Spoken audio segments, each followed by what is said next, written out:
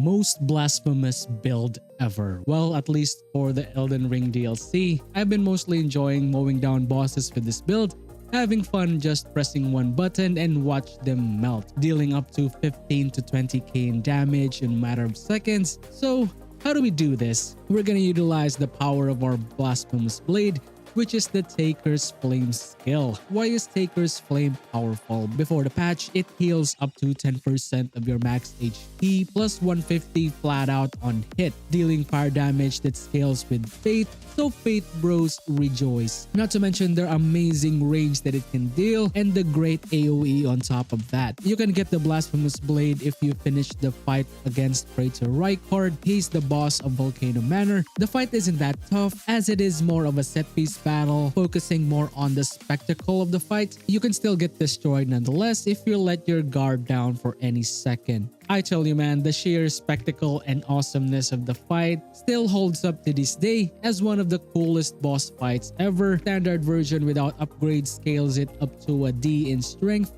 D in dexterity, and D in faith. Once you fully upgrade it to level 10, it changes its scaling to C in strength, C in dexterity, and B of faith. Hence, we'll be focusing our stats in faith for this build. Now on to the good stuff. We're gonna utilize 2 talismans focusing from the DLC to push this monster to the limit. Starting with the Talisman of Dread, this can be acquired really early in the Elder's Hovel, and here's how you get it. You're gonna start off from the front of Castle Ensis, run through this route,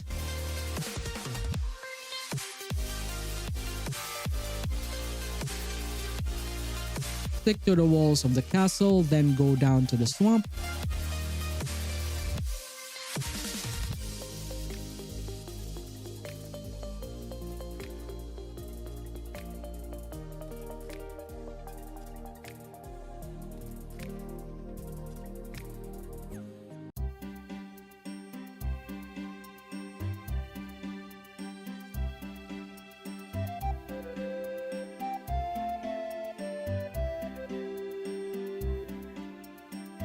past the flower monsters and crabs,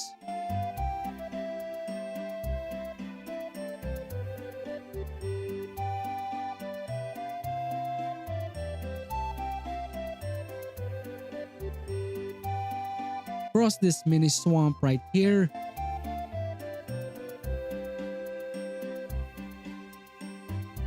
hug the wall to the left,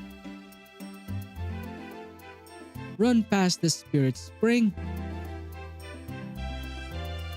Up ahead is a burned down shack where you can just loot it from the corpse. There you'll be having the Talisman of Dread. This increases the potency of our magma attacks by 14%. That works with our Taker's Flame. Now for the second one is you need a bit of a trek to get this. You need to pass a certain dungeon to get there. To avoid spoilers, you need to go down the Dark Light Catacombs and don't forget your torch. Finish the dungeon and you'll eventually land to this Forsaken Graveyard where you fight a boss. Soon after beating it, the path to the Abyssal Woods will be open. From the Forsaken Gravesite Grace, go south.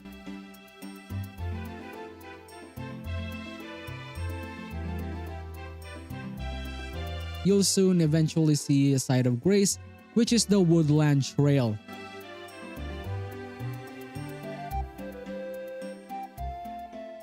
You'll notice you're in the right path if you see a lot of messages in the ground. Now follow the trail further south.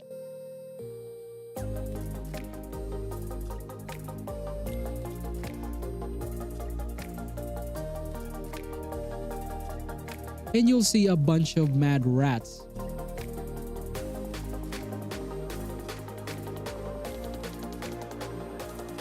Then just go to the right, you're gonna see a lot of warning signs, and the creepy black figure with a huge eye is a dead giveaway. If you've read the messages before, they warn you that you can't kill these creepy things, but sucks for them, you can. The trick is you just need to time your parry once they raise their wand, and that's it. It's gonna leave them staggered for the critical hit, and you'll then be awarded with the Age 1's Exaltation. This increases your attacks by a whopping 20% when there is madness in the vicinity. We're gonna further increase the damage by pairing this up with the Black Dumpling Helm that gives 10% damage increase for all madness in the vicinity. The remaining two talisman will be from the base game, which is the Shard of Alexander for that 15% increased damage, and the final one will be depending on your preference. You can either go with the Flame Scorpion Charm for that added 12% increased damage for our fire spells, or maybe the Carian Filigree Crest that gives 20% decrease for our FP cost. Other armor pieces aside from the headgear is also depending on your preference. For as long as you are above 50 poise and not fat roll, you'll be fine. Now for the stats, soft cap will be 150, vigor will be set to 60 as usual so we don't get one tapped by DLC enemies, 30 mind for the FP.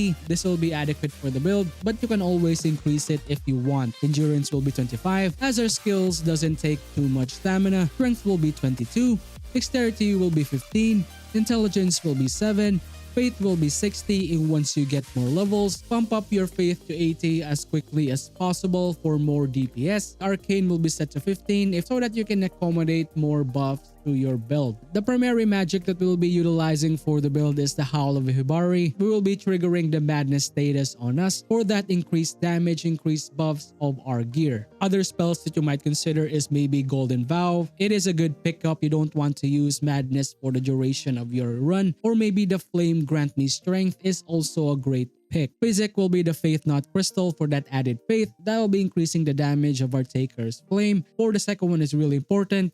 That will be the Flame Shroud Cracked Tear for that added fire damage boost. Finally, for the Great Rune, we will be taking the Godric's Great Rune to give us even more damage by increasing all our attributes. Gameplay wise, it is quite simple. Drink your Physik before a boss battle, activate Shibari's spell, trigger the madness, and don't forget to feed the rune. If you feel that you can trade and face tank the boss, just pop an Iron Jar Aromatic, but if not, you can just use a Boiled Crab for that physical negation. Then off you go, spam your Taker's Will and watch your enemies melt. And that's it guys, thank you for watching our Most Blasphemous Build. Really curious to know what are your favorite builds for this DLC. Have any questions or clarifications? Would love to know all about it in the comment below. Don't forget to hit that like button if you guys enjoyed the video. Shout outs for all the people who subscribe and keep supporting the channel. I really appreciate you guys for all the amazing support.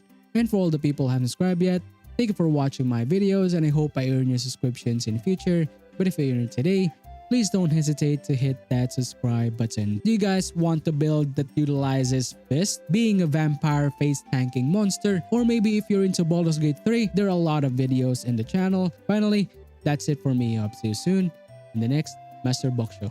Peace out. Bye guys.